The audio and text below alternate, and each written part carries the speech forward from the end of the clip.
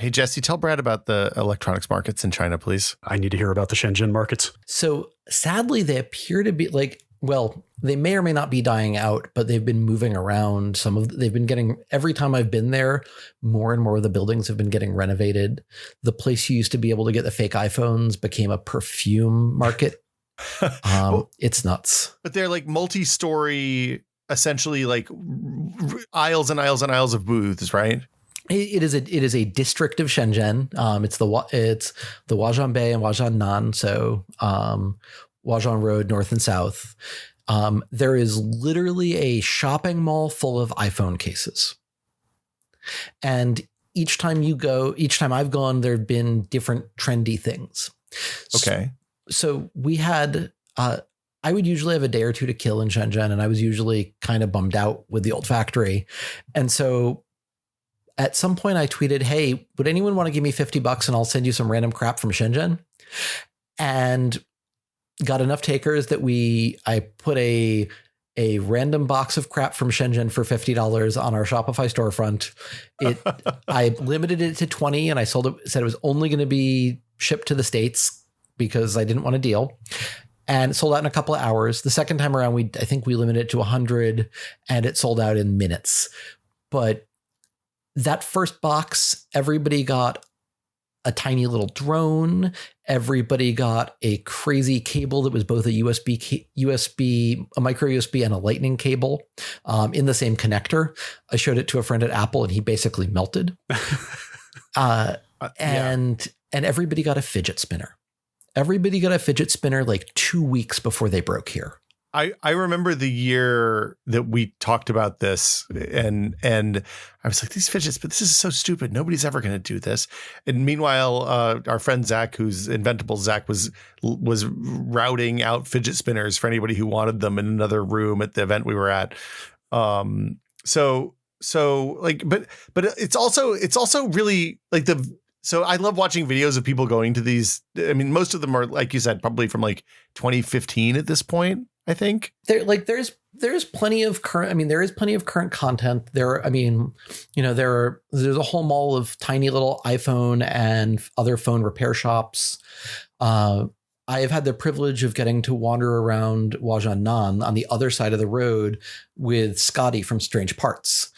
Scotty, you may know as the guy who built his own iPhone, who added a headphone jack back to a lightning only iPhone, he's done all kinds of amazing stuff. But he took me on a tour of sort of his favorite vendors, like the woman who would sell unpopulated iPhone logic boards, or the place you could buy a strip of like a dozen A8 chips, like iPhone core chips. Like, talking to Apple friends, you cannot actually use these things without being able to fuse them with Apple only tooling, but they clearly fell off the back of a truck somewhere.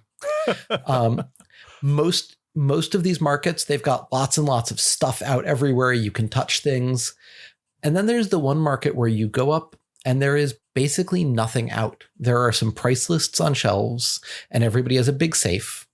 And that's the place you can buy used iPads. And it is not a place for tourists. It is a place for people to go buy hardware. It's like do not take pictures, be respectful. It is in most of the markets, haggling is normal. In this market, there is no haggling. If you try to haggle, they basically know that you're a tourist. Wow. In a lot of the markets, these are not really mostly there for individual sale. They're mostly wholesale. Everybody here has a Taobao shop and an AliExpress shop. Everybody I know who lives in Shenzhen has stories of buying something on Taobao and having it show up 10 minutes later because the shop they ordered it from on the internet was like 3 doors down. But you would say, I want to buy one, and they're like, no, don't want to sell one. And we're like, but if you go and say, how much does it cost to buy 50? Okay, can I buy a sample? Everybody loves that. Of course. Like don't be a dick about it, but that's. What's the weirdest, best thing? Like, do you have anything that you use all the time that came from there, Jesse, still? The force tester that I use to test how the force curves on a key switch is something that is a Chinese clone of $1,000 Japanese item that I bought for about $100 in those markets. It's sitting on my desk. Hey, if it works. Yeah, no, it's great. It's great. The serial protocol it speaks is a little bit weird, but it's a serial protocol that I can read. I had to reverse engineer it, but that was not a huge thing. Sounds like a pretty good score. So is it safe to assume you passed on the loose strip of A8s? I did pass on the strip of A8s, but I did buy the logic board because that was just cool. Yeah. I have a couple of fake iPhones. One was a fake iPhone mini that was 1.5 inches tall. I tried. It's a mini iPhone mini. Yeah, and I like this. This was a 2016 era iPhone mini when that wasn't a thing. I bought it. I tried to plug in a micro USB cable to charge it. It wasn't charging, and I looked a little closer and I realized it's because it had a lightning port. Of course. Of course it did. I was in Shenzhen shortly after the iPhone 10 launched, and I went into the Mingtong Digital Plaza where you would buy your fake iPhones, and I wandered around for a while, and I found a place that had fake iPhone 10s, and start talking to them and say, like, I want to buy one of these. And they talk to me for a while about it and say, okay, I'll buy that one. And they say, no, you don't want that one. You want the one that has the good display.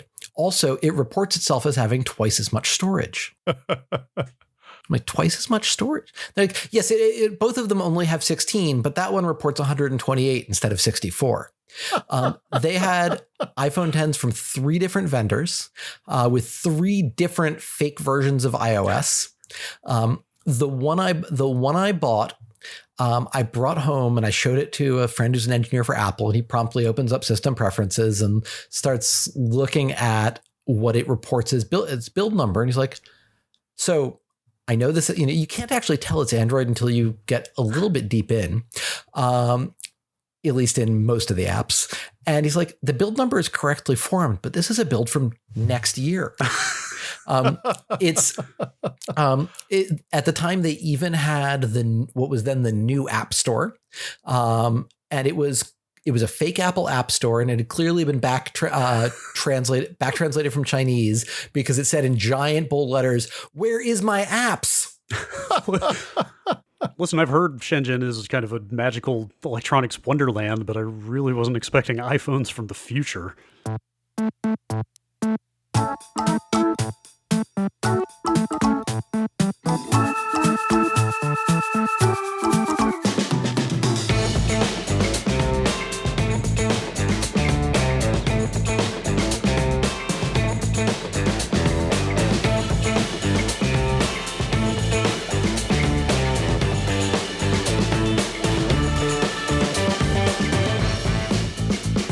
Welcome to Brad and Will Made a Tech Pod. I'm Will. I'm Brad. And today we're joined by a very special guest. Jesse Vincent of Keyboardio is joining us today to talk about, mechanical keyboards, making stuff, Chinese electronic markets. What else? I feel like that's a good smattering. Sounds good to me. I can't see you shrug, Jesse. Go. Anyway, hey, I'm Jesse. Nice to meet you, everybody. Thank you so much for coming on, Jesse. I have used your keyboards for several years now. I'm a fan. And you have a Kickstarter going right now for the latest version of your mechanical ergonomic keyboard, which we'll get to in a little bit, I guess. But I kind of want to start, like, what's your you've been doing this for a long time now. And I'm kind of curious how you got started making I don't want to say artisan keyboards, because they're like small batch keyboards. They're awesome. I love them, and they're very cool, and they're special. And I mean, there's wood in there. I think it's okay to say artisan. Yeah. Okay. I mean, our goal, of course, is that they should be large batch keyboards, but this did very much start off as a hobby project. I had spent a career in software. I did spent time being responsible for Perl. I used to make an email client for Android. I had a SaaS startup that I'd been working on that cratered for very reasonable reasons. And I swore that I was going to take a year off to screw around.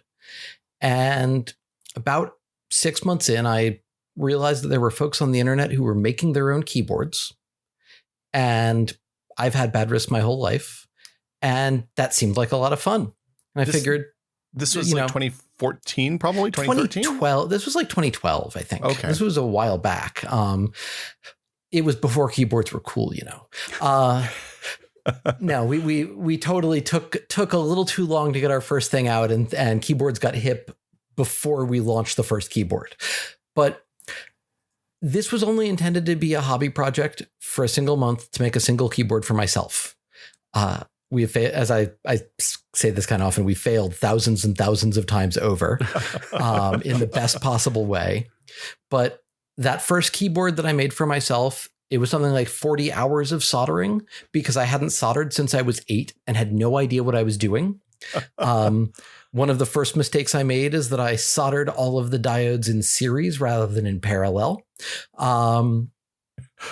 You know, it's like I learned. Hold on. What happens when you do that? Does that mean that one press hits every key on the keyboard? It just doesn't work so well. Okay. And also I was doing all of this freehand with no circuit board because at the time it seemed like it would be scary to make circuit boards and it would be easier to just have a big old mess of wires. I've been forbidden to ever make a keyboard like that again. But these days I know how to design a reasonably simple circuit board, and there are plenty of suppliers that'll let us make them for cheap. But anyway, this was supposed to be a 1-month hobby project. And that was like, dear God, possibly 9 years ago now. So it's really funny because in my ancient history, when I was at Maximum PC, I was the keyboard and mouse guy for a long time. And there was a moment when the Microsoft Natural Comfort, the forward tilt, the negative angle, I guess, is what everybody calls it now. Keyboard came out. I was like, oh, this is really cool. But it was a membrane keyboard, and it was like the price was right. They were like $25 to $50 or something like that. And that keyboard solved a lot of my wrist problems. And I remember going to Logitech and Microsoft and the people that were making gaming keyboards at the time. It's like, hey, why is nobody making an ergonomic gaming keyboard? And they laughed at me and they were like, it's because we like to sell products. You know, we're not doing that. And then a few years later, mechanical keyboards started taking off. And I remember talking to Logitech and saying, hey, why aren't you all doing a mechanical keyboard? And they're like, well, if we made a mechanical keyboard, we would absorb the entire Cherry Switch production capability for the planet on one product. And I was like, well, that's a little bit, that's kind of a flex, but okay. That sounds right. This was in probably 2011. That's correct. Now everybody's doing, everybody's doing mechanical keyboards. They're all using pretty standard switches for the most part now, or at least have that as an option. And the world has turned kind of your way in a lot of ways. It has. So the Microsoft Natural series are amazing. They are I typed on one for 5+ years, or rather I typed on a long series of them. I had one in my backpack at all times. I was that dude at the conference who had the Microsoft Natural keyboard balanced in his lap because it was the only way my wrist would not hurt. Yeah. One of the problems with the Natural Elite, sort of the white one that was sort of the best known, longest lasting model, is that its traces melted in the rain. It was during the era in which you can imagine Microsoft would make a keyboard that would melt in the rain. Hold on, what do you mean melted in the rain? I don't know. I mean that if it got wet, it was ruined forever. Oh, wow. I bought them in 5-packs. Literally. Okay. Interesting. They Microsoft made a small business home office 5-pack SKU of that keyboard. Wow. But 2012, 2013 is right around when we started looking at manufacturing mechanical keyboards. I remember trying to source Cherry switches, and it was hard. I later talked to the regional sales director for Cherry, who said, look, what happened is the bottom fell out of the mechanical keyboard market sort of when, a good few years back, and the company got rid of most of its key switch making machinery because no one was buying them.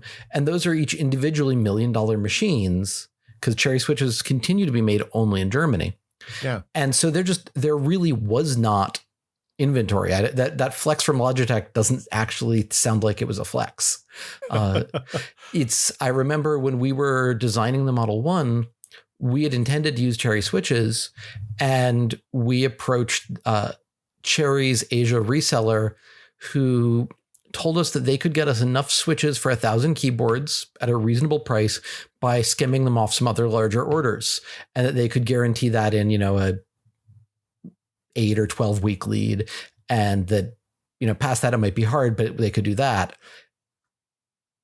And we were already going to make more than 1,000 keyboards. And so it was the realization that there just was not availability of switches, even from somebody who wanted to help us. Wow. And that led us down a rabbit hole. That whole world has completely changed. What caused it to change is that Cherry's patents expired. And the first couple generations of clone switches from China were, well, garbage is the easy way to describe them. I actually went into Kaiwa with their brown switch and Cherry's brown switch. And I said, look, these feel different. And the salesperson went and got an engineer, and the engineer explained that they're supposed to feel different. Their switch has, 10% longer life. I said, that's great. Would you be interested? Could you make something that feels like the Cherry switches? And at the time they said, look, our boss wants to make our own products, not switches that feel like anybody else's, and they don't really want to do custom work. Now that's all changed. Well, yeah, I was going to say now there's switch proliferation. There's 5 different new switches that come out a week. It seems like some weeks. It's nuts. I mean, I have these basically I have switch testers with a couple of 100 different switch variants on them. And this is only the stock switches from various manufacturers. So I have a line of 20 different red switches they're all supposed to feel the same. A line of 20 different brown switches that are all supposed to feel the same.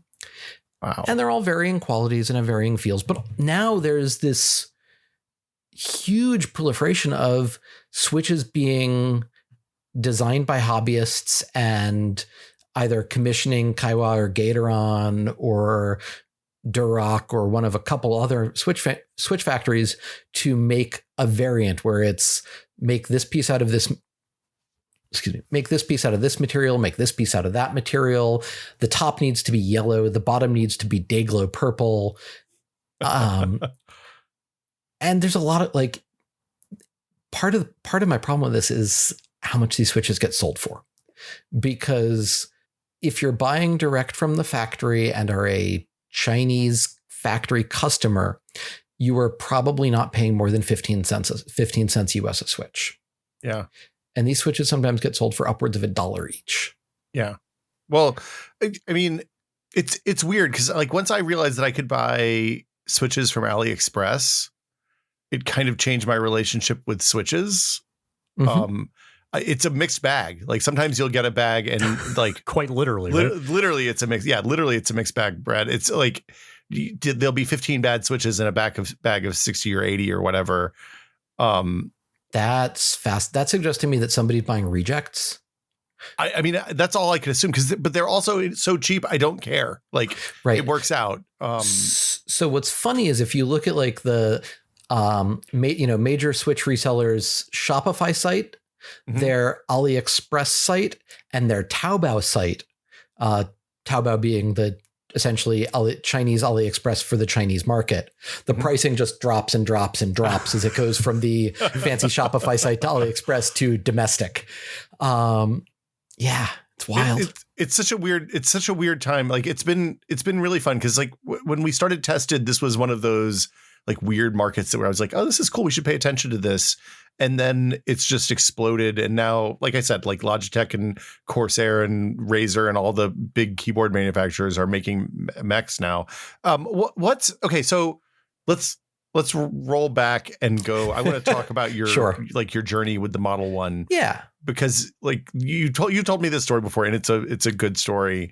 Yeah. But you also learned, I think, every hard lesson about hardware manufacturing. You're one of your story is one of the reasons when people ask me if they should do a hardware startup, I'm no, probably not. It seems it's really hard. So we definitely played on hard mode the first time around, and we didn't know we were playing on hard mode. We came into this having never manufactured and shipped products before, which is good because if we knew what we were getting into, we absolutely wouldn't have gotten started. But the original plan for the Keyboardio Model 1 was going to be laser cut plywood and an Arduino socketed on a PCB and assembled in our living room.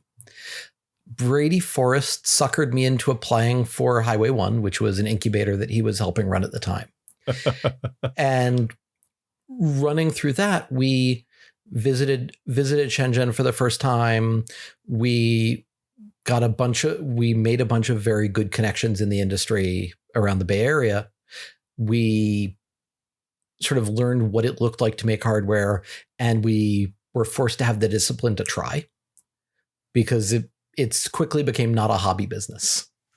But when it started off, I had hand assembled a couple of keyboards and had written a blog post about everything I screwed up the first time I made a keyboard. This was the wires one that you talked about a minute ago, right? Yeah, I mean that was like one little problem. But on a lark, I'd added a sign up for my mailing list if you want to know about our keyboards, just having no idea what I was going to do with it. And then I went to bed, and the next morning it was at the top of Hacker News, and the next day it was still at the top of Hacker News, and there were 1,000 people on our mailing list. And then I wrote a part 2 the next weekend, and that stayed at the top of Hacker News for a day. And a couple of prototypes in, people started saying, hey, where can we buy that? These were these like laser cut pieces of acrylic with freehand wires and all kinds of craziness. But people wanted to buy them. And so we figured, well, we'll try to do this thing. We made, I think, 3 prototypes and asked our mailing list, would anyone like to beta test this hardware that we might kickstart? And we sent out mail to that mailing list and got back something like 100 or 125 replies within 24 hours from people explaining why they needed to be the one to beta test.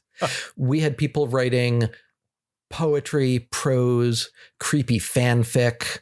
One dude in Hong Kong recorded a music video shot in 3 locations about why he needed to be a beta tester. Please tell me he got it. Oh, hell yes. That's a lot of effort. Yeah. No, and then when I went to visit Shenzhen, I actually got to meet him, cool. which was super cool. That's awesome. Yeah. And that was right around when we applied to Highway 1, got into Highway 1, ran through it, and sort of had to make it more real than laser cut plywood and an Arduino stuck on a circuit board. It's okay. So you've got to Highway 1. I assume at that point you started. Highway 1 was a hardware incubator, right? Primarily? Yes. Yeah. Exclusively.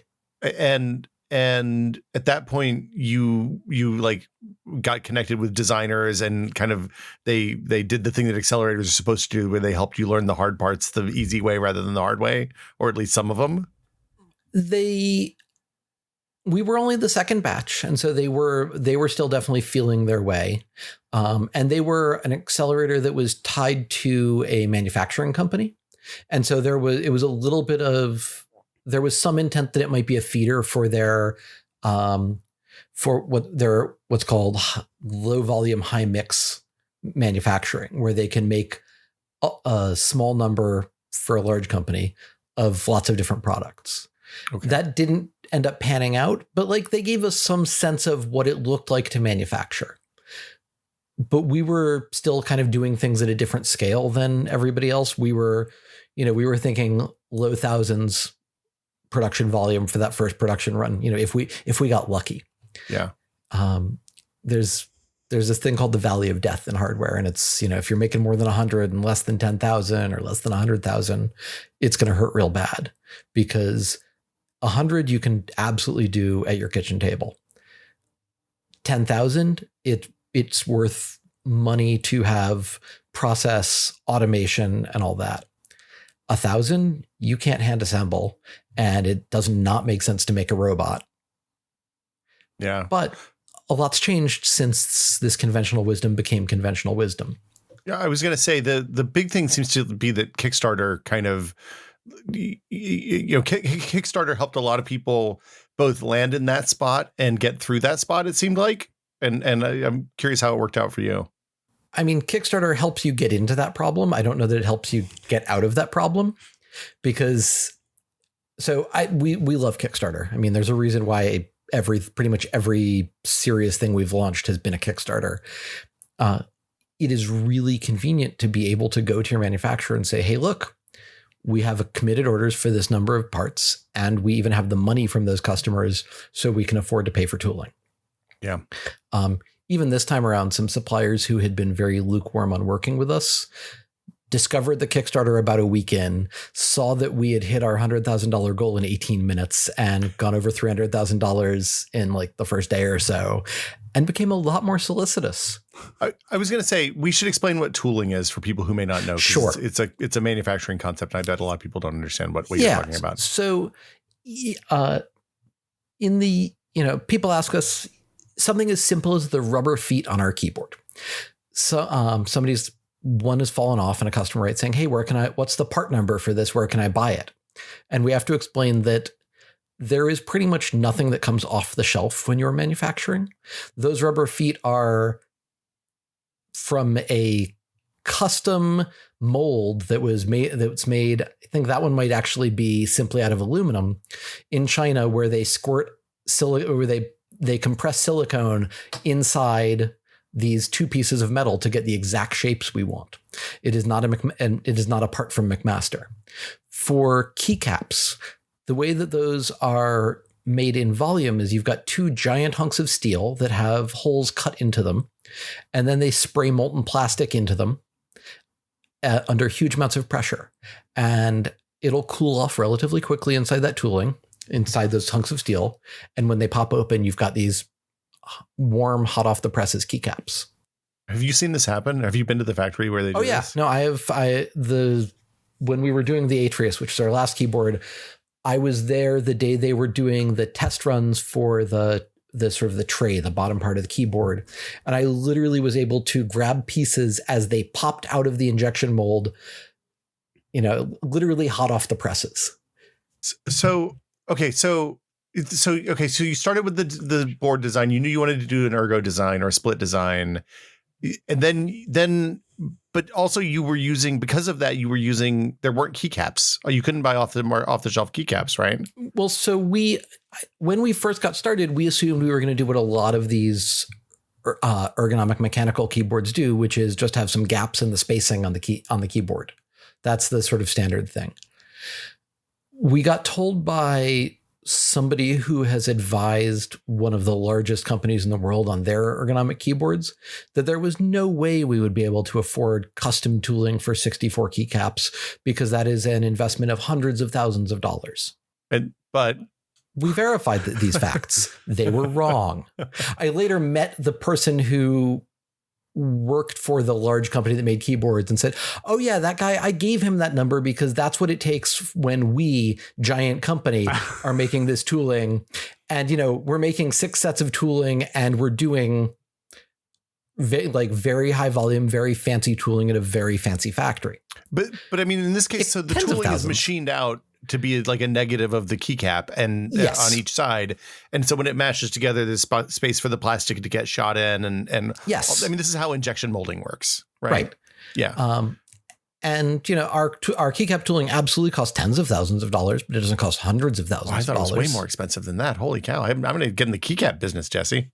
We should talk later. Will is shaking his head no. Yeah. So I was talking about something about the keycap tooling. Oh, about taking the warm caps off the line. Yeah. Yeah. I've actually got a question there. I mean, when you're first setting up the tooling, when they are popping what I assume are samples out, I mean, how much trial and error, how much iteration is involved there? Do you have to be there for some period of days, like checking iterative samples and like tweaking, like, okay, this is wrong, this needs to be tweaked? Like, how much? It's a lot nicer when you can. Which we can't right now. Sure. So the way they describe the way that manufacturers talk about tweaking the tooling as stuff comes off, as the samples come out of the injection molds, T0 or T1 is that first trial. Different people say T0 or T1 depending, and then T2, T3, T4, and usually you need like a couple of tweaks before they get some of the tolerances right. Our factory for the Model 100, last week they showed us the T0 keycaps because we had to completely redo the keycaps with the new factory for the new key switches. Everything fit with the T0. There were some issues with what are called the runners, or the gates that sort of keep the keycaps together as they come out of the mold. Those they need to improve before mass production. And they got the homing dots wrong on 2 of the keycaps. They put them in the wrong place, which is kind of pain, but they'll fix it. Yeah. Well, when they fix that, do they have to completely remachine the blocks, or can they just solder stuff back in and kind of? I mean, it's weld, not solder, but that is used. I mean, so if they need to do something where there should be more plastic that ends up in the final product, that's free. They just cut it. They just cut more steel away. When they need to remove plastic, they need to basically weld something in place. And so what they're going to end up doing is welding a patch and then remachining that little patch.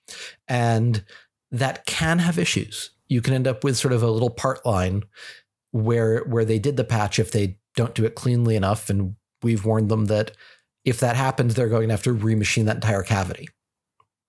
Which is like they weld a bigger piece in and then they machine it again. It's not the end of the world, but it's annoying.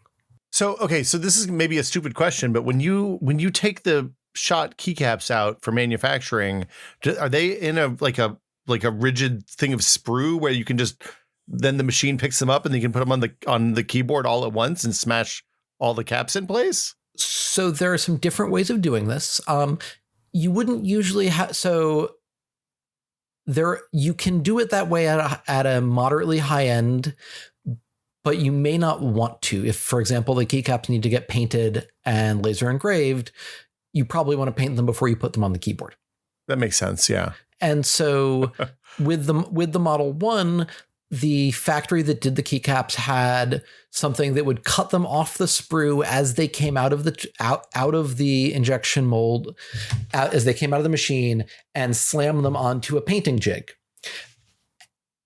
And the only problem is that they tried to cheap out on the amount of steel they needed for the tooling, so they put them too close together. So it was impossible to paint all the sides well. So they ended up having to then take half them off the painting jig. And then it was a catastrophe. Yeah. They had like a 50% spoilage rate in the beginning. It was horrible.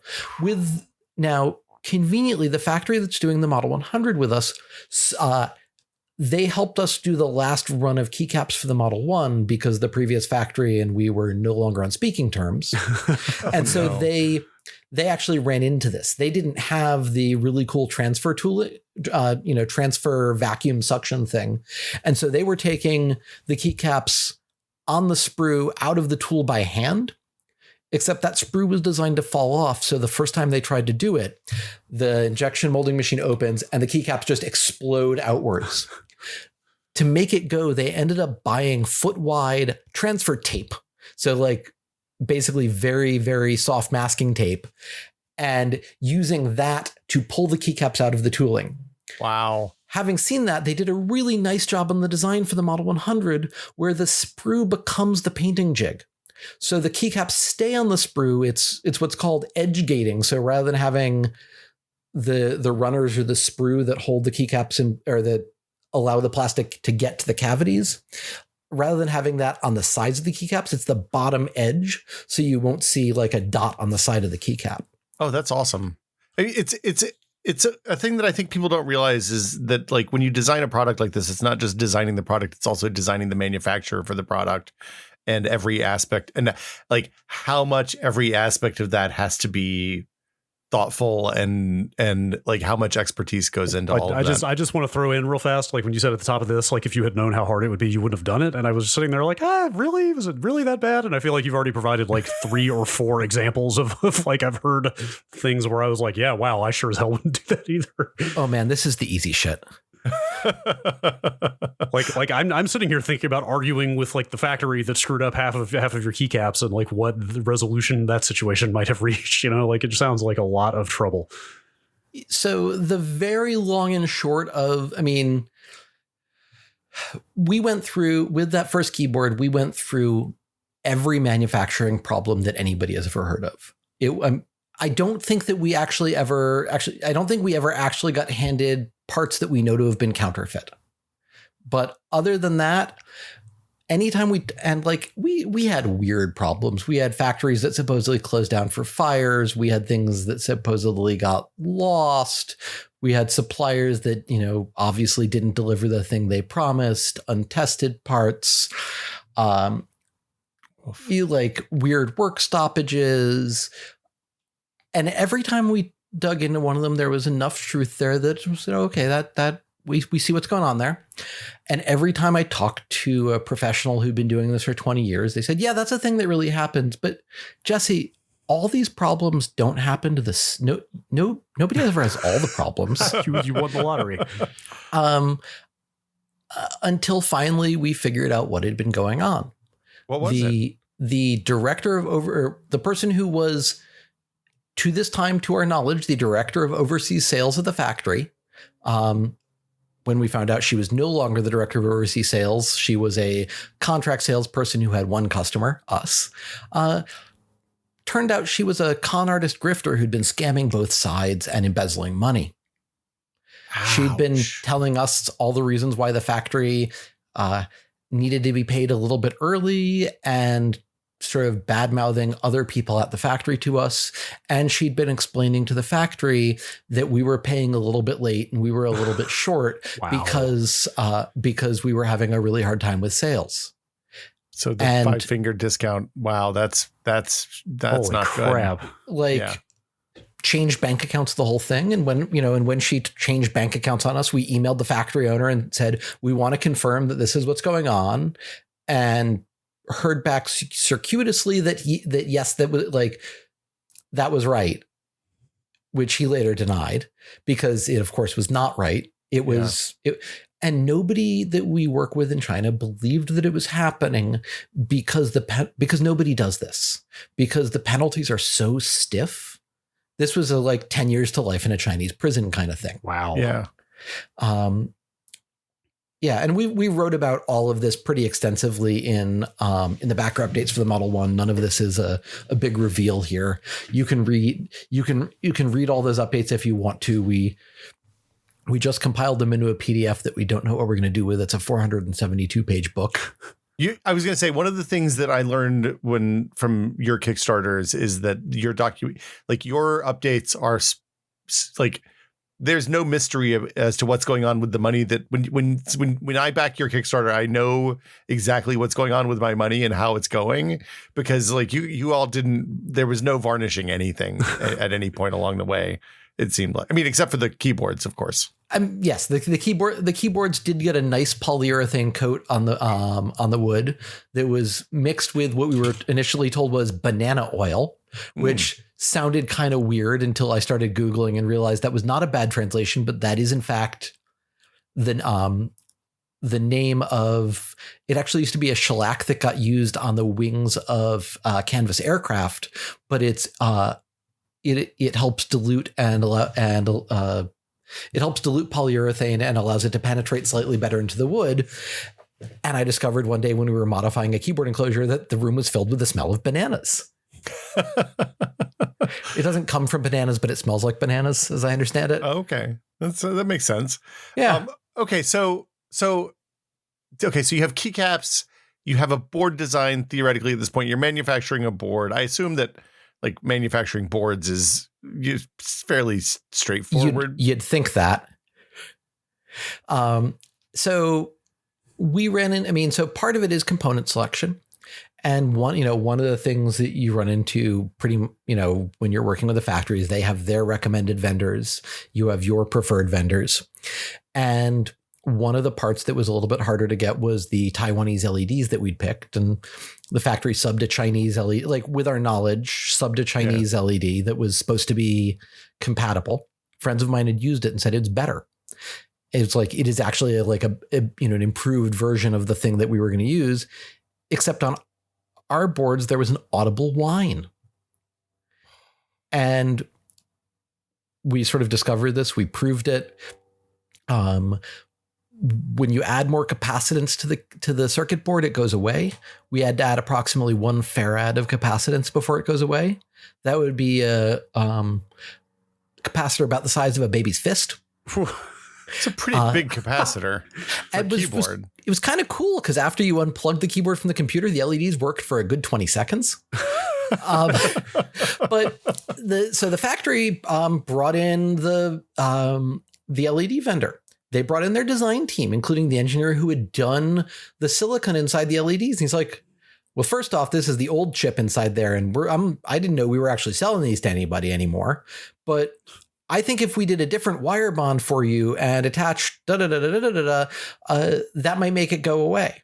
And so for an order that was like 200,000 LEDs, these LEDs, cost less than a dime each. They were willing to spin a custom part for us. That's amazing.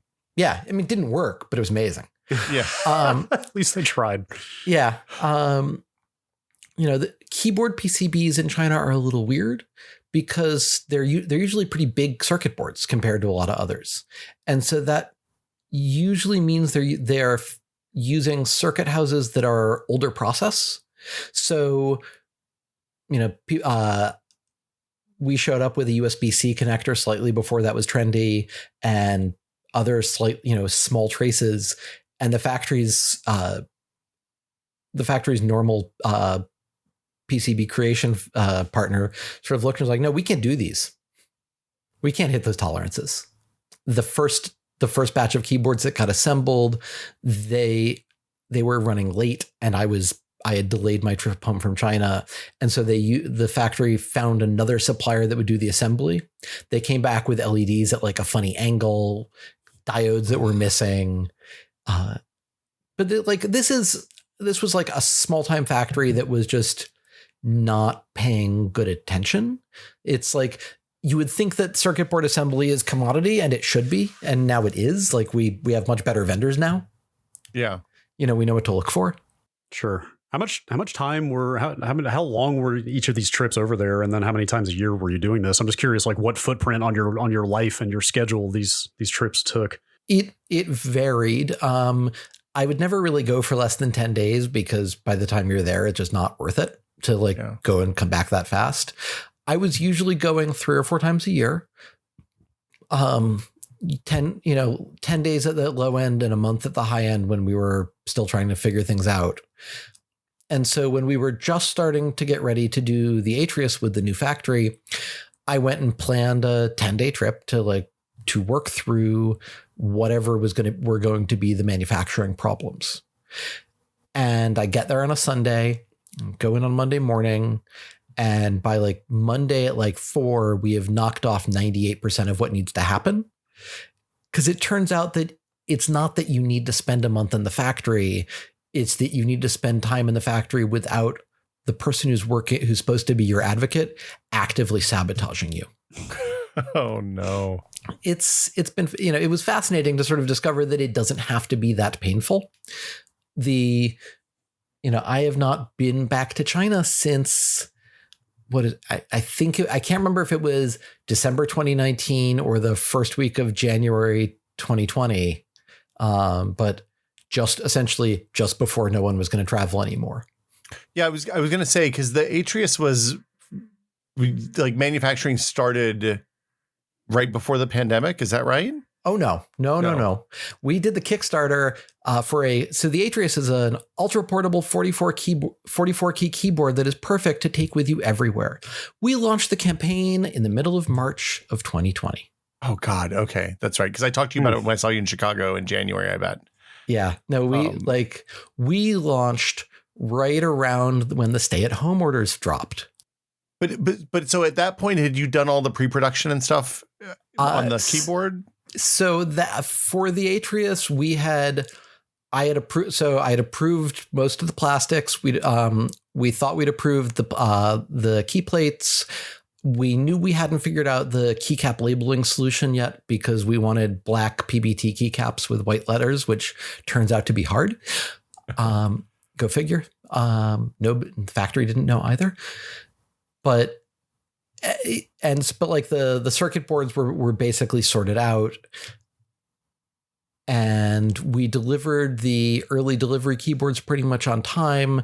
And we delivered the regular keyboards about 2 to 3 weeks late because even though we'd taken COVID craziness into account, we had not taken it enough into account. I think you did, like, if you shipped within a month of your target, I think you did pretty well, given given that we at large portions of the country couldn't get toilet paper mid-April last year. So yeah, we're happy with how we did.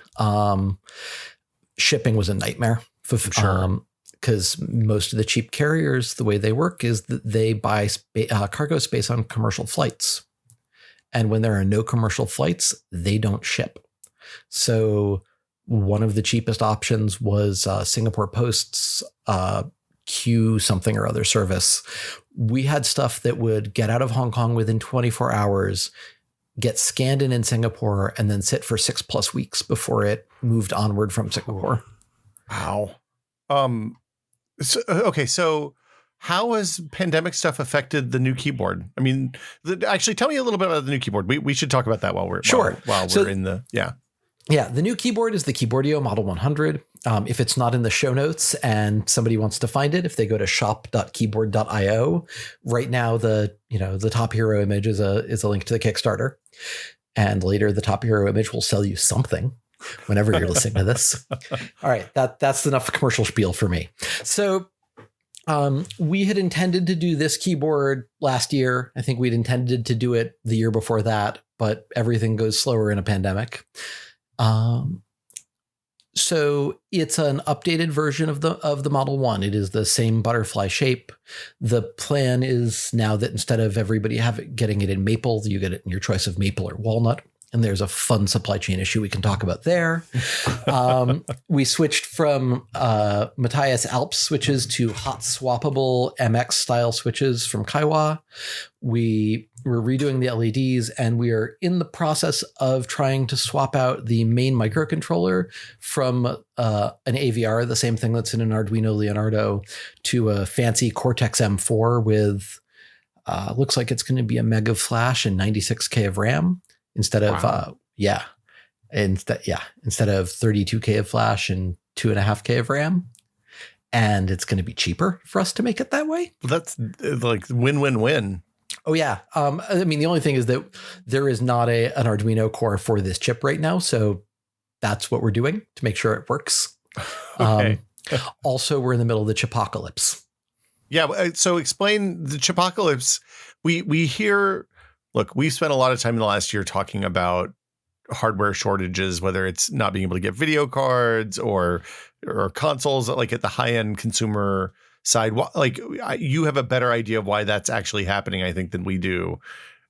I certainly hear sets of stories, and I have not really paid attention to the early side of it because I am much more in the weeds of how do I get my damn chips.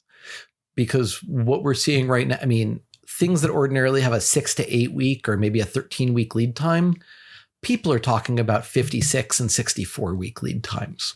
Wow. So, a friend of mine got quoted a 62-week lead time for a diode last month. Wow. It is clearly a very special diode, but more than a year.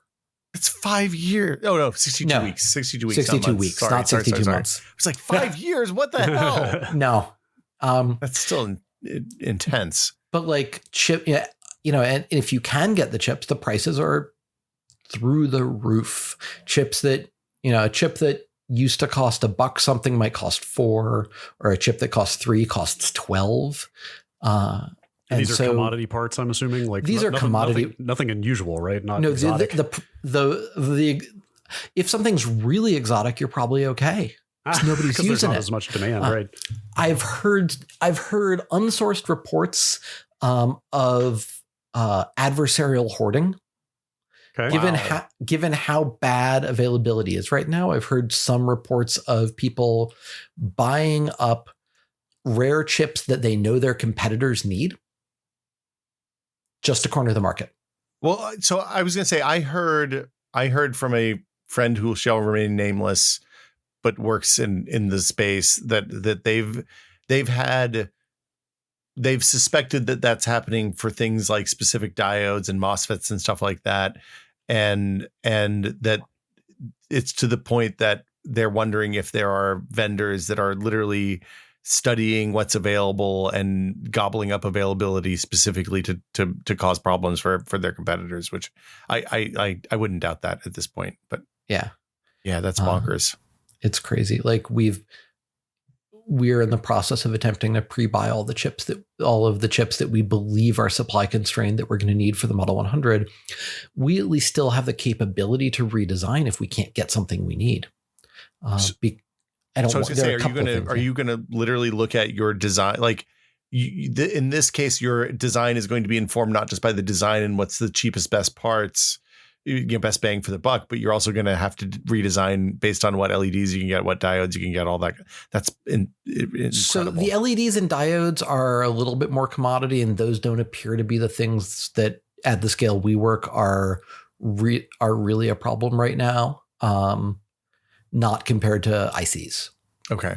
So like the one that I'm integrated circuits for people. So like the chips, the actual chips. What get called jelly beans, like this, it doesn't really matter who you get them from, like the diodes and the resistors and the capacitors.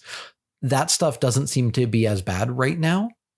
But like the controller for our LEDs, the chip we use to let the two halves of the Model 100 talk to each other, that seems to be through the roof and have some availability issues. And so I'm waiting for this quotation from our factory for what their vendors have told them is available.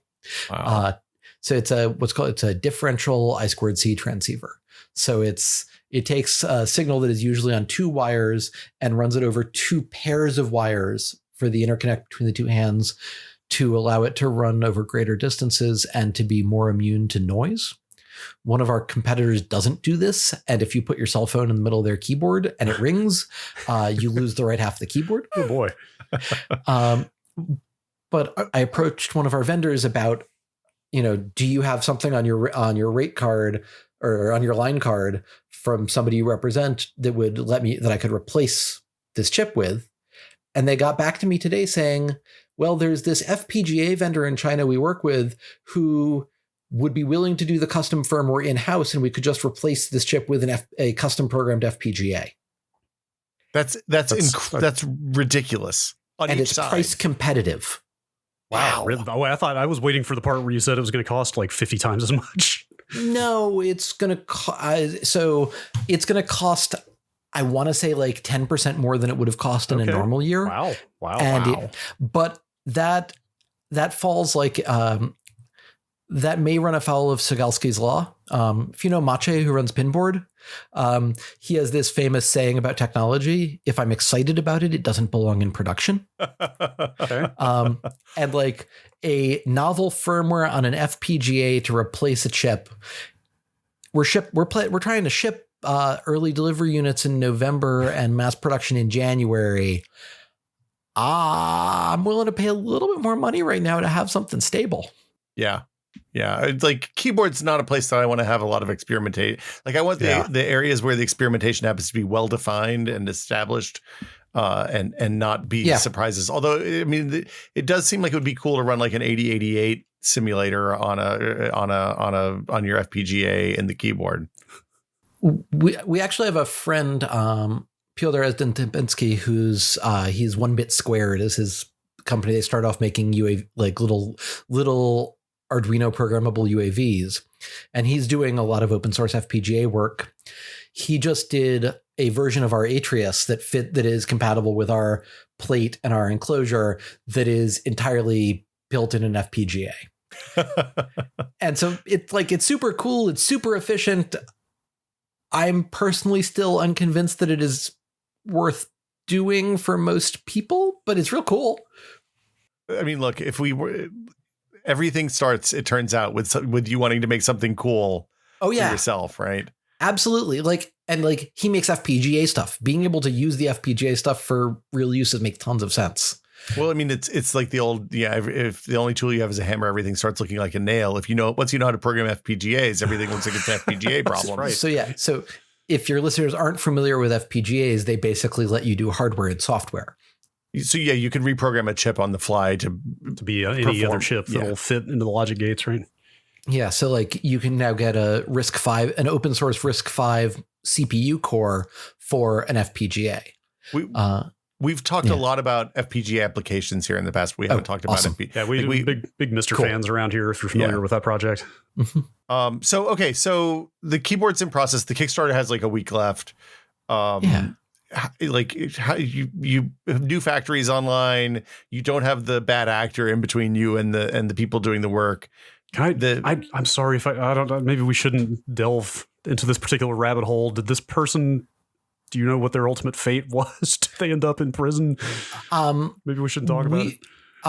So I will be slightly circumspect, but what I will say is that we have a very good Chinese lawyer in China. She ended up convincing the factory to take responsibility for the actions of their then former salesperson. And they did end up reneging on those commitments that they had made in writing with the Chinese contract. And so we ended up having to pursue them through the Chinese legal system. The Chinese legal system did work on our behalf, and a judge ordered them to return our tooling and to return product they had made for us that we had paid for. They did not return our time. They did not return our money. But we ended up agreeing with our lawyer's estimation that it made more sense to go after the factory than to go after their salesperson. I mean, that makes sense. It's still a horrific first product out there. I mean, nowhere to go but up from there. Yeah, right? What a way to start, Jesse. Yeah, no, it was quite an experience. But how about can we talk about RGB a little bit? Because like this is a thing that's it's become popular over the recent years. How much complication does that add to the design? And how? I mean, there's different scales of lights on a keyboard, right? We have fixed color lights underneath the keys. That's pretty straightforward. We have RGB lights that we can program when you write firmware to the keyboard, which is more complicated, but still reasonably straightforward. And then we have like crazy gaming keyboards where when you fire up Overwatch and you switch characters, the lighting layout changes to match the keys that you use for that particular character. And yes. I'm curious, like what the difficulty curve is on your side for the different layers there. So there's one in the middle that you may not have been aware of, and I'll go through that. So single color LEDs, especially if you don't need to toggle them on and off individually, very easy. Mm-hmm. By the time you need to toggle them on, by the time you want to be able to control each one, that means you need some kind of LED driver or to have LEDs that have a smart driver inside them, like what Adafruit sells as NeoPixels or dot stars. Got it. And so those are very popular in the hobbyist world because the board layout is very simple. You basically have a strip or a chain of LEDs. These are the ones where you load up the packet with the commands for all the LEDs, and each one chunks off one command and passes it on. Yes, exactly. It's you basically spew it. Each LED gets 3 or 4 bytes of information, and then cuts the head off the data and passes the rest onward. And so that is a lot of heat though, and use a lot of power, right? They were designed for architectural use. You can get them in different form factors now that have, different power profiles, but yeah, we used those in the Model 1, and we programmatically limited it and physically limited it to being able to draw 1.6 amps, which is about what you can expect out of a laptop that's willing to give you a lot of power out of a USB port. Okay. The USB spec says you're only supposed to ask for half an amp traditionally. 1.6 is what a MacBook or a ThinkPad will give you before it starts to wonder if something is shorting out. If we drove the 64 LEDs in the Model 1 at full brightness with no limit, we would be looking at pulling 4 amps of power. Yeah. And so for the Model 100, what we're doing is using dumb LEDs, like they have an R pixel, a G pixel, and a B pixel, a red, a green, and a blue. And the pins are a current source and then syncs for those 3 pixels. And so you need to have a separate external controller. And so we can get the same kind of brightness that we got out of the Model 1, but with less than a third of the power. They do require a driver chip of some kind. And so that we then talk to over I2. Actually, that might be, I don't remember what we talked to it over, but it's basically we program it directly, and it then deals with lighting up the right pixels. So it's a little more complicated to lay out. It is harder to do as a hobbyist because you have a bunch more fine pitch pins. It's not dramatically more complicated, but it is a little bit harder to write to. Does it make the board? Do you have to do more layers on the board or anything like that, or is it no? Still... We still only do 2-layer boards. Okay. We once had a manufacturing engineer at a large consumer electronics company look at our board and say, you could make these 1-layer boards with some carbon trace printing on the other side. It would save you 10%. How much are they going to be if we don't do that? $1. And it's like, but that is kind of that's a specialist technique that doesn't make any sense at our volume. Yeah. But no, I've still only ever designed 2-layer boards. So because chips are starting to get scarce, I did ask our factory what what microcontrollers they're using for their keyboards, or their clients using for their fancy keyboards. And they handed me a Chinese data sheet for something that speaks, USB HID profiles on one end and actually has key matrix scanning and built into the same chip, and also has LED matrix driving with a dozen optional LED effects burned in to the ROM. You don't get to choose which LED effects you get past which one of these you want to enable. You can have the waterfall or the rainbow, okay? Yeah, I mean, you can have the rainbow left and right. I think you might be able to change the speed of the rainbow. Okay. But, the things we want are, the ability for users to write their own LED effects, or to be able to drive the LED effects over a serial protocol, which is a thing that we and most other hackers firmwares offer these days. The gaming companies are getting a little more open with their protocols, but it is all still around here. Yes, this is how you write to our protocol so that you can drive our keyboards. But yeah, it's a co-marketing money thing a lot of times. So it turns out the Razer people only want the Razer keyboards to work with the Razer thing that they paid to develop anyway. Yes, no, we actually talked to them very early on about whether we could get access to Razer switches. They had us sign some agreements, and then they just kind of ghosted. But that was a long time ago. Yeah. But the upshot is But now you have serial communications so that you can control the lights dynamically using your software or something. Yeah. Control the lights, change the layout on the fly, do other crazy things you want to do. I always wonder, I'm the worst in the world about layout changes on keyboards. I just use one layout no matter what, because my brain is not plastic enough to change layouts on the fly anymore.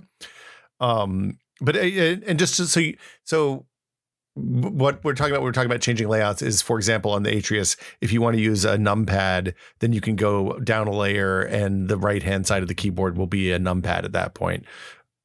It's like you can write your own function key that changes the behavior of any of the other keys. So you can write your own shift key, or you can write macros, or you can make a key that is sticky when you double tap it, or you can write a key that will strafe in your game, but do it with enough randomness that the anti-cheating protections don't kick in. No, we don't like those. We do not recommend this, and we believe it to be somewhat immoral. But we know that there are a lot of folks out there who are immoral. But great also, power, great responsibility. But also, some people have different keyboard layouts for when they're writing. If they write a lot of code, if they're writing JavaScript or something, then they'll have a JavaScript layout that puts the keys that you constantly hit when you're writing JavaScript someplace where they're easily accessible, and they'll switch back to a more standard QWERTY like when they're doing word writing and stuff like that. So yeah, it is a power user feature for power users. I would absolutely. Or you learn to type in Dvorak, or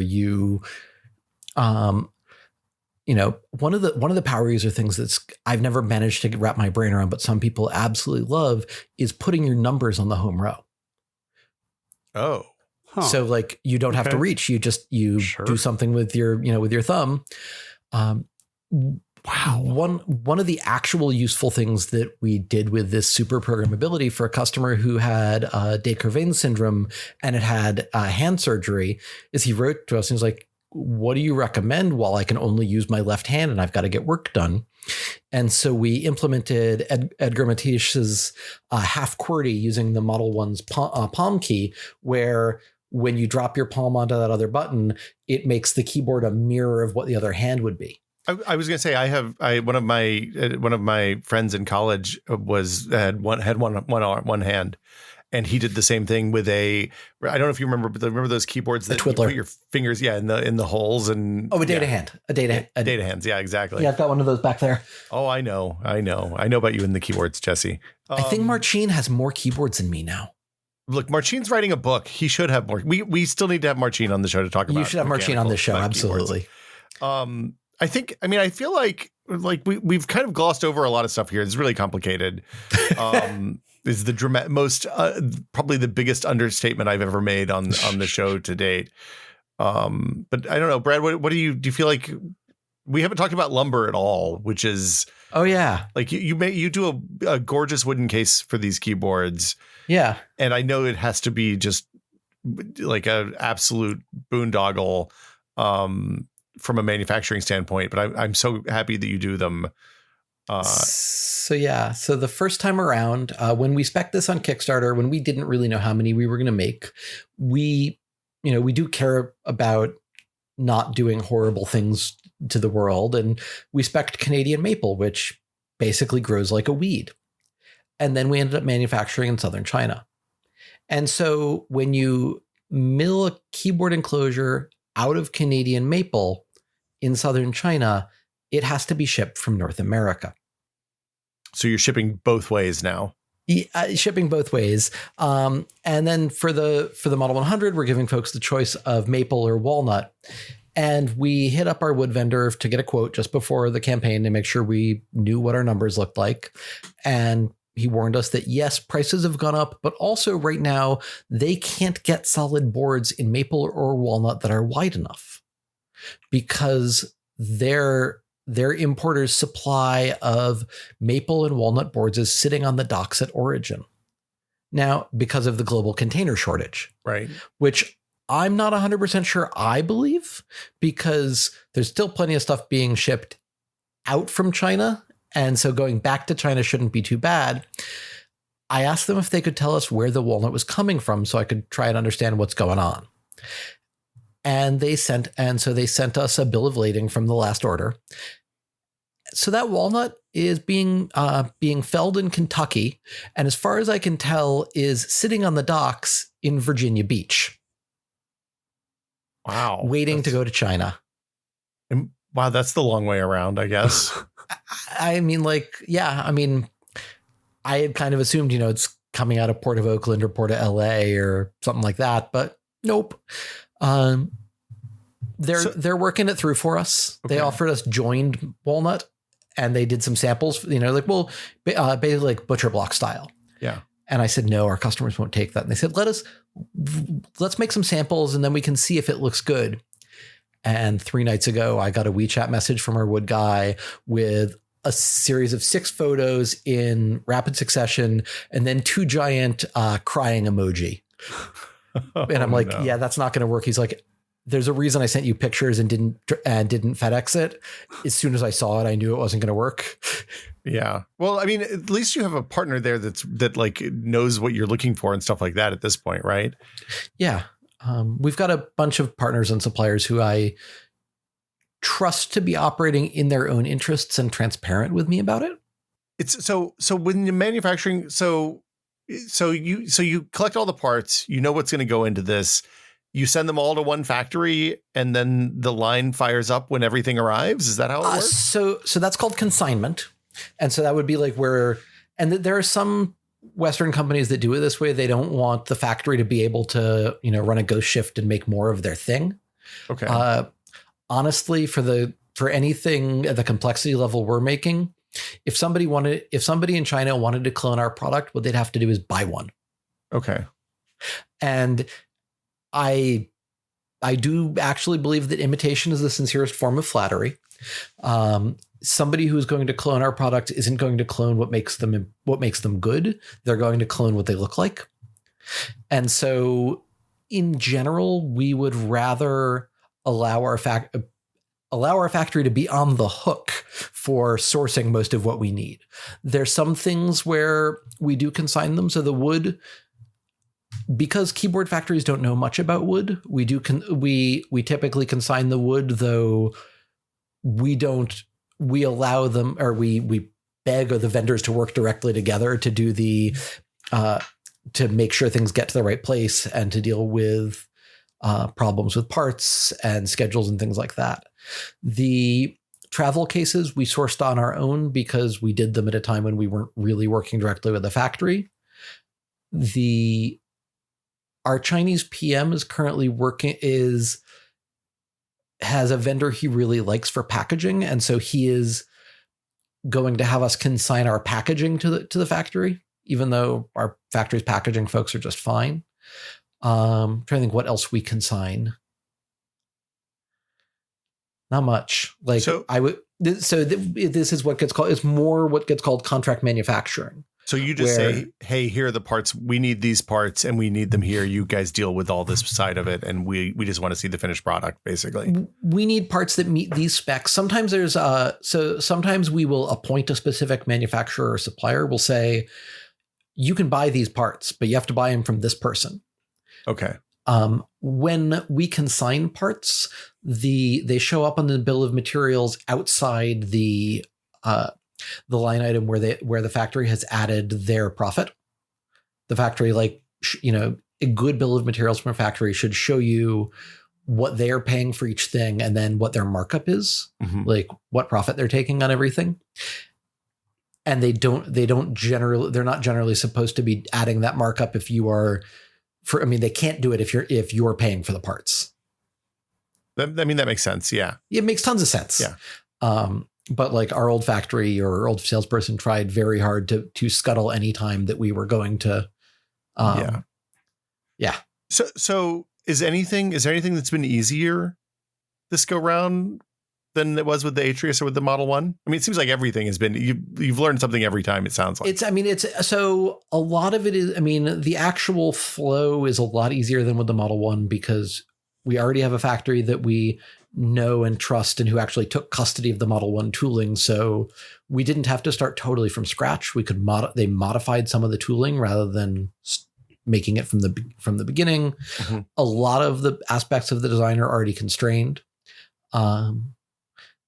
We're setting ourselves up a little bit of difficulty switching from an AVR to a Cortex M4 that we need to write code for, but that's just code. Mm-hmm. The supply chain stuff is absolutely bonkers this time. Getting parts was not a problem in previous iterations. The before times. Yeah, in the before times. Hopefully the future times, but that may, everything we're hearing is that this is going to run another year. I mean, the thing that the chipocalypse. The thing that I've always heard is that it's always easier to turn stuff off than on, and that when you turn things back on again, you can expect anywhere from 24 to 48 months of disruption, depending on how deep up the line the disruption started. But they don't start manufacturing until everything's there, obviously, because once the line's going, you don't want to stop the line. So with smaller production runs, it's a little different. They may, because they'll do a pilot run, which is probably going to be about 100 units. It's what we sold on Kickstarter as the early delivery units. Mm-hmm. And so based on that, they'll then, we may make some small changes. They will refine the assembly process. And then when they do mass production, they would obviously rather have everything come in 3 days before they start doing final assembly. Okay. In reality, some stuff may show up much earlier and stuff may accrete. Like especially, we're right now talking about buying chips 6 months, 5 months before we would be using them. Yeah. Which in the before times was unheard of. But now it seems to like it makes good sense because of the chipocalypse. All of the electrical designers who do small electronics that I talk to, and actually folks who work for a fruit company in Cupertino we've talked to, have basically been saying, we've been pre-buying a year's worth of electronics. Yeah. And so, a lot of it they can do pretty quickly because our assembly factory, their specialty is both assembly and injection molding. So they can just kind of kick that out relatively quickly once everything is signed off on. So what happens once the Kickstarter is done, Jesse? Will you continue? Are you going to continue making the Model 100, or is it going to be like, is it going to be an ongoing production of this, or is this something that you're going to do in batches or TBD? Our goal is to have products in stock for people to buy. We are a small company and we have a very weird business model. We sell products to consumers for cash money, for fiat currency, for more than it costs us to make them. Wow, that's fascinating. Radically innovative. Yeah. Yeah. Should patent that business model. Your user acquisition process is just to make something good that people want to spend money on? Our user acquisition process is primarily make something so good that people want to spend money on it and tell their friends about how much they love it. We have been flirting with small amounts of advertising, but it is nowhere near as good as our word of mouth conversion. Beautiful. Brad, you got anything else? I think I'm probably wrapped up. I think you kind of touched on this a minute ago. The only question I had from like practically the beginning of the episode was you talked about like somebody hitting you up for the foot on a keyboard that they want a replacement for. And you're like, we don't just have a bin of those, they were made special out of a mold. We should have had a bin.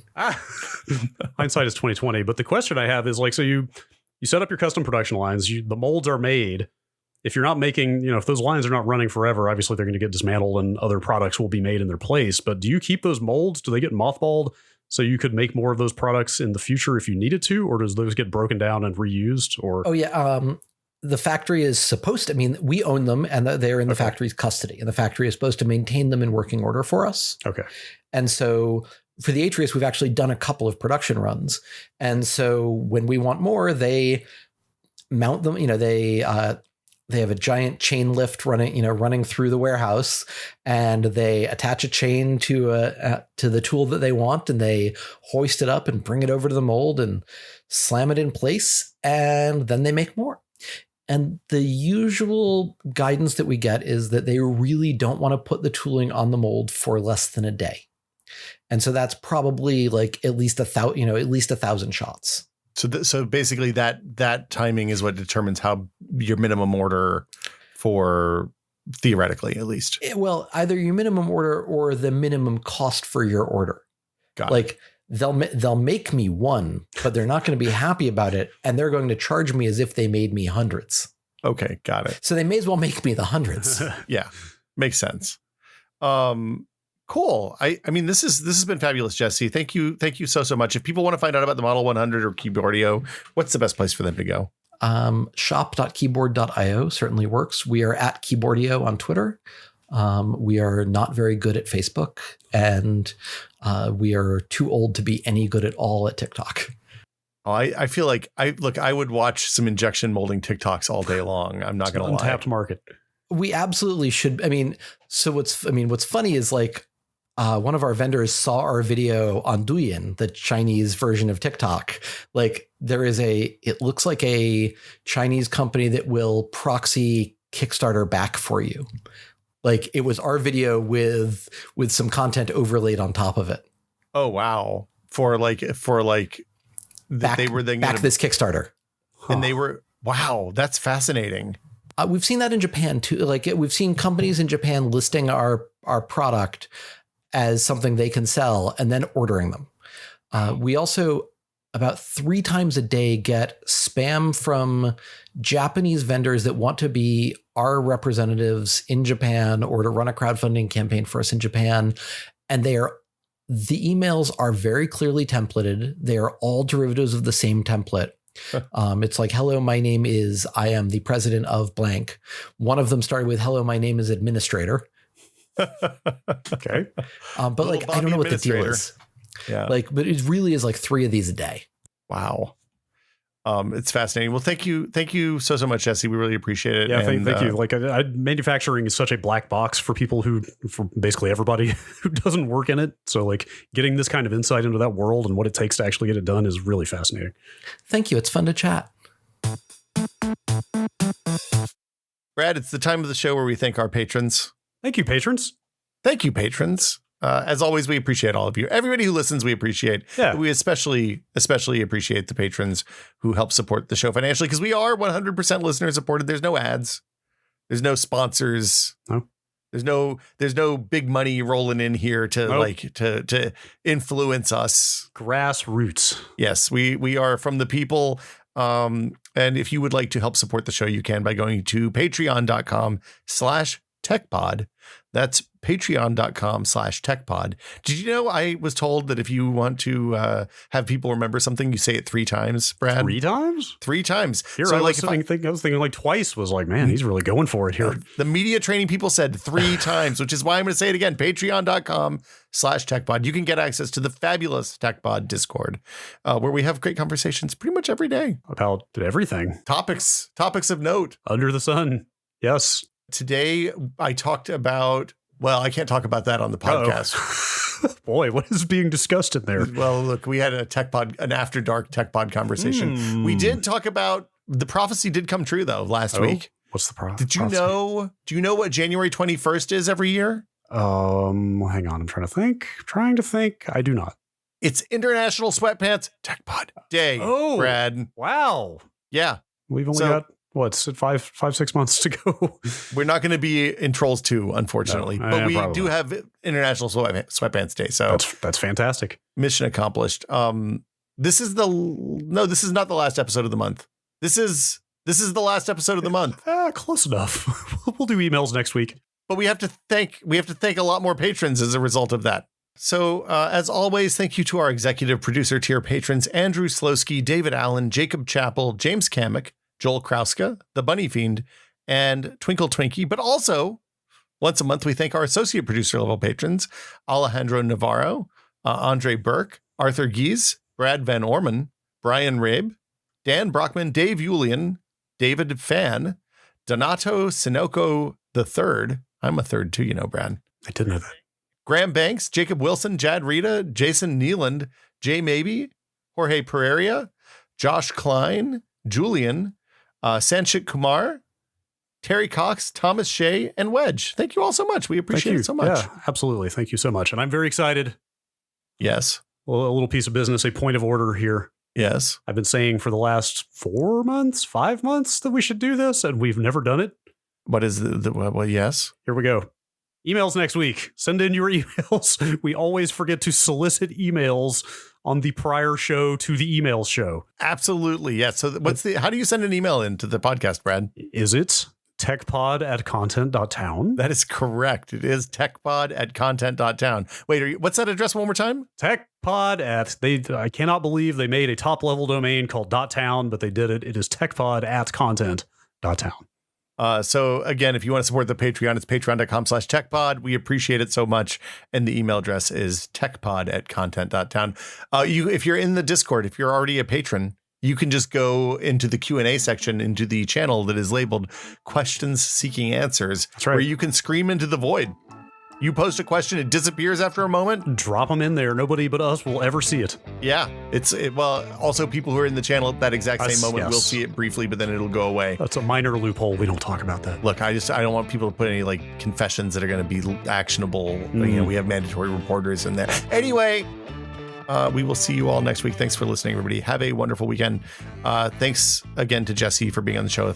I learned a lot about manufacturing today, and same. Absolutely. I knew it was complicated, but I don't think I knew it was going to be that complicated. That was a lot. I don't think I will try to make any keyboards anytime soon, or maybe anything else ever. I want to shoot some caps, man. I want to feel those fresh keycaps right off the injection molds. What you do on your own time is your business. See y'all next week. Bye, everybody.